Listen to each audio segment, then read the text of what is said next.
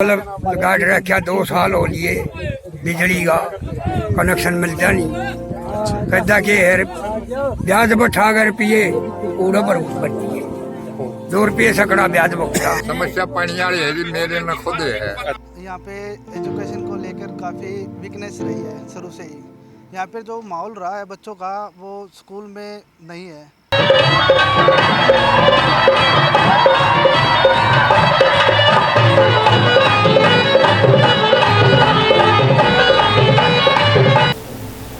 जिस बड़ौदा हलके में पूर्व सीएम भूपेंद्र सिंह हुड्डा की तूती बोलती है, जिस हलके ने पूर्व सीएम भूपेंद्र सिंह हुड्डा के नाम पर यहां से तीन बार कांग्रेस उम्मीदवार को जितवा दिया, लेकिन क्यों पूर्व सीएम भूपेंद्र सिंह हुड्डा यहां से ऐसा स्थानीय नेता तैयार नहीं कर पाए जो यहां के लोगों को विधानसभा में नुमाइंदगी कर सके। नमस्कार, मैं मनोज ठाकुर और आप देख रहे हैं द न्यूज इनसाइडर।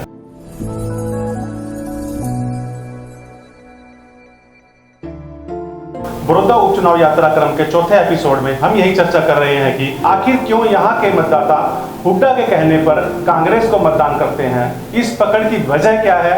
क्यों अब यहां के लोग चाहते हैं कि कांग्रेस भी जिसे उम्मीदवार बनाए तो वह यहां का स्थानीय बासिंदा होना चाहिए। मेरे मन में यह सवाल बार बार उठ रहा है कि आखिर किसी नेता की पकड़ मतदाता पर इतनी कैसे हो सकती है कि मतदाता अपनी इच्छा के विपरीत जाकर उसके कहने पर मतदान कर दे। आखिर इसके पीछे लोगों का मनोविज्ञान क्या है? क्या आज के दौर में भी मतदाता ऐसा कर सकते हैं? निश्चित ही ऐसे कई सवाल मेरे मन में थे। मैं बड़ौदा में आया ही इसलिए था कि राजनीति में समाज के इस मनोविज्ञान को समझ सकूं। सबसे पहले हमें यह पता होना चाहिए कि श्री कृष्ण हुड्डा कौन थे, उन पर भूपेंद्र सिंह हुड्डा की मेहरबानी की वजह क्या थी। हरियाणा विधानसभा के सबसे बुजुर्ग विधायकों में शुमार श्री कृष्ण हुड्डा रोहतक के खिड़वाली गांव के रहने वाले थे। श्री कृष्ण हुड्डा हरियाणा विधानसभा के सबसे बुजुर्ग विधायकों में से एक थे। वे अपने गांव खिड़वाली में 2 बार सरपंच रहे थे।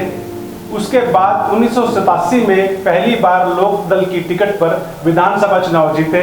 इसके बाद 1996 में समता पार्टी से चुनाव जीता। 2005 में कांग्रेस ज्वाइन कर ली और कलोई सीट से चुनाव जीतकर विधानसभा में पहुंच गए। इसके बाद 2009 के चुनाव में वे सोनीपत जिले की बड़ौदा सीट पर चुनाव लड़े और जीते। यहां से वे 2014 और 2019 में भी चुनाव जीत गए। भूपेंद्र सिंह हुड्डा के चहेते थे श्री कृष्ण हुड्डा। श्री कृष्ण हुड्डा हरियाणा के पूर्व सीएम भूपेंद्र सिंह हुड्डा के बेहद नजदीकी थे। श्री कृष्ण हुड्डा जो हैं वो 2005 में कलोई विधानसभा से एमएलए बने थे और जब कांग्रेस की सरकार बनी, चौधरी भूपेंद्र सिंह हुड्डा जब मुख्यमंत्री बने तो उन्होंने अपनी सीट खाली की और भूपेंद्र सिंह हुड्डा कलोई से वहाँ से चुने गए। और उसके बाद जो है श्री कृष्ण हुड्डा अपने एक टर्म जो है उन्होंने कोई भी मतलब इलेक्शन नहीं लड़ा और वो भूपेंद्र सिंह हुड्डा के लिए उन्होंने एक गिफ्ट दिया था अपने तरफ से, तो उसी का उनको गिफ्ट को वापस करते हुए 2009 में जब लिमिटेशन हुआ उसके बाद बड़ौदा की सीट की जो है उस पर की टिकट कांग्रेस की भूपेंद्र सिंह हुड्डा ने एहसान उतारते हुए श्री कृष्ण हुड्डा को उतारा। और उसके बाद उनका जो स्पेशल एक तरह से एहसान का बदला मान लीजिए आप कि वो उन्होंने स्पेशल इस बात पे फोकस दिया कि बड़ौदा के अंदर श्री कृष्ण हुड्डा की जीत निश्चित हो। बड़ौदा को थोड़ा सा एनालाइज करें तो बड़ौदा हल्का 2009 से पहले डिलिमिटेशन से पहले एक रिजर्व्ड कॉन्स्टिट्यूंसी थी और 2009 के बाद यहाँ पर पिछले 3 टर्म में श्री कृष्ण हुड्डा जो हैं यहाँ से एमएलए बनते आए हैं। 2019 में जब उन्होंने चुनाव जीत लिया लेकिन उनका स्वास्थ्य लगातार खराब रहा। वे बीमार थे और हॉस्पिटल में उनका इलाज चलता रहा और इलाज के दौरान ही उनका निधन हो गया। तो यह थी भूपेंद्र सिंह हुड्डा की कृष्ण हुड्डा के प्रति सम्मान और विश्वास की वजह। अब सवाल यह है 3 बार कैसे यहाँ के मतदाता एक ही उम्मीदवार को जितवा सकते हैं, वह भी तब जब उनमें गुस्सा इस बात को लेकर हो कि उनका विधायक उनके हलके का ही होना चाहिए। हमारा हल्का 2 टिकट देंगे जब तो हम टिकट पर्ची देश का हाँ दूसरा हल्का के तो ही दे दी जो करीब यू गलत कर रखा था। हम वोट देंगे अपना हल्का के तो दे दियो किससे तो ही। सूर्य नाम है, गांव रिंडाना।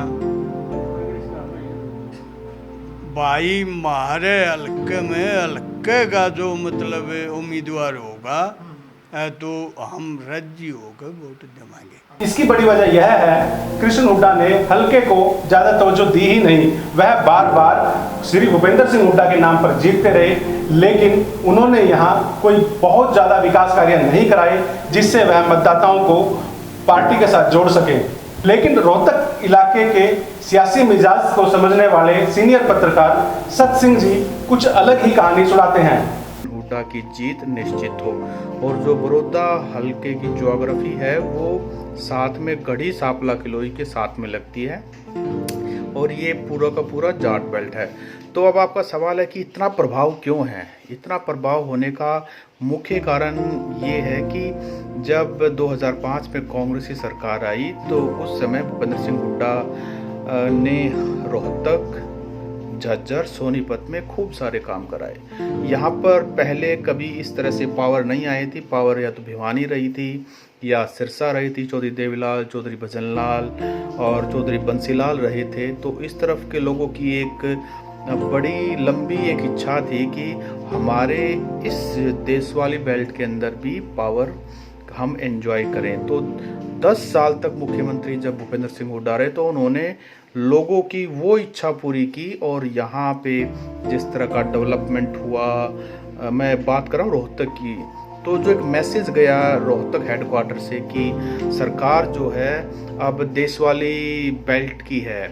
बड़ौदा में कंपैरेटिवली उतना, या आप ये कहिए कि इश्यूज आज वैसे के वैसे, ना रोड्स हैं, ना पीने का पानी है, ना इस तरह से एजुकेशन फैसिलिटीज़ हैं, लेकिन बावजूद उसके लोगों का जो दिमाग है वो भूपेंद्र सिंह हुड्डा की तरफ या कांग्रेस की तरफ है।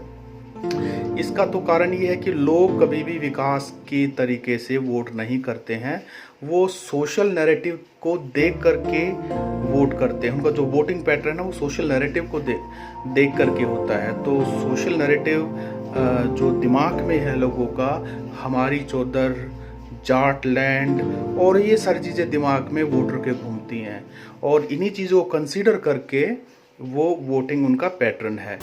अब सवाल यह है कि क्या इस बार भी हुड्डा का जादू चलेगा? जानकारों का कहना है कि इसके चांस बहुत ज़्यादा हैं। जानकार तो यहाँ तक कह रहे हैं कि यहाँ के टिकट से लेकर चुनावी रणनीति तक हर जगह हुड्डा की चलेगी, क्योंकि अपने इस सियासी दुर्ग में हुड्डा किसी की एंट्री बर्दाश्त नहीं करेंगे। आमतौर पर यही माना जाता है कि उपचुनाव सरकार जीत ही जाया करती है। इस सवाल के जवाब में भाजपा के सियासी रणनीतिकार ने टिप्पणी की कि जहां के मतदाता का मिजाज ऐसा हो कि वह मतदान के लिए अपने समुदाय और क्षेत्र को तवज्जो देता हो, जिनके लिए विकास मायने न रखता हो, ऐसे विधानसभा क्षेत्र के मतदाता कुछ भी कर सकते हैं। हालांकि इस बार भाजपा जबरदस्त तैयारी कर रही है। देखना दिलचस्प होगा कि हुड्डा यहां से एक बार फिर से पैरासूट उम्मीदवार उतारते हैं या फिर स्थानीय कांग्रेसी नेता पर दाव लगाते हैं। अभी तक कांग्रेस का हल्के में कोई ऐसा कद्दावर नेता तो नज़र नहीं आ रहा है, लेकिन जो हालात हैं इसमें हुड्डा के लिए इस बार जीत की राह आसान तो नज़र नहीं आ रही है, क्योंकि मतदाता श्री कृष्ण हुड्डा के परिवार से नाराज़ है। उपचुनाव होने की वजह से यूं भी सरकार की ओर से तैयारियां जोरों पर चल रही हैं। ऐसे में उम्मीदवार का चयन हुड्डा के लिए आसान काम नहीं है। हालांकि यह भी सच है कि पूर्व सीएम भूपेंद्र सिंह हुड्डा अपने सियासी पत्ते आखिर में खोलते हैं। उनके मन में क्या चल रहा है यह वह किसी को जाहिर नहीं होने देते। फिर भी इस बार देखना दिलचस्प होगा कि इस बार फिर से हुड्डा अपना सियासी दुर्ग बचा पाते हैं या इसे भाजपा के हाथों गंवाते हैं। जय हिंद। अगर आपको हमारा यह वीडियो पसंद आया तो हमें लाइक करें, सब्सक्राइब करें। धन्यवाद।